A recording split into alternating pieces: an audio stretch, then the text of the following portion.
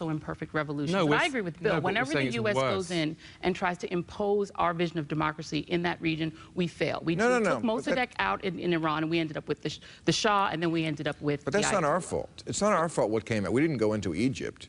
Well, we wound up with the Muslim Brotherhood. We didn't go into Egypt. We were supporting and propping up Mubarak for 30 years, even as we were cheering for all the Tahrir Square demonstrators as though we were on their side. It was our government that kept Mubarak in power, just like we've done across the entire Muslim world. And it's amazing for you to say that, well, look at all these Muslims. The minute you give them a little bit of freedom, they go wild and they start being all violent. How can you be a citizen of the United States, the country that has generated more violence and militarism in the world over the last 5 or 6 decades, and say, look at those people over there, they are incredibly violent?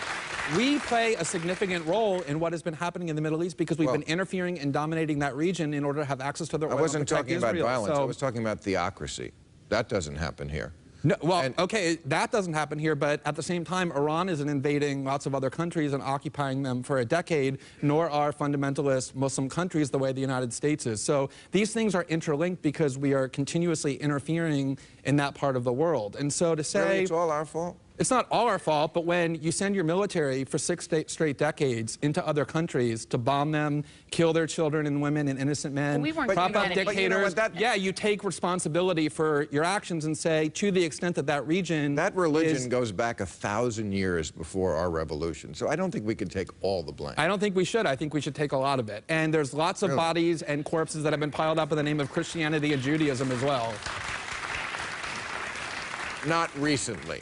Have you heard of the occupation of the West Bank and Gaza for the last 50 years, motivated in part by extremist views of Judaism, or the wars in Europe, or the fact that there were generals in the United States saying we have to go and invade and destroy Iraq, a country of 26 million people, because our God is bigger? Lots of religions, not just Islam, produce violence. Well, if I could just make one quick point about Egypt. That silly liberal view that all religions are alike because it makes you feel good. No, it makes you feel good to say our side is better. Those people over there are primitive and violent. No, it makes you feel good to put a crown on your head and say, I'm a good person. How do I prove that? You get to ignore the responsibility that your own government has for the violence and instability in the world by saying, look, it's that primitive religion over there that's to blame. All right, it's time for our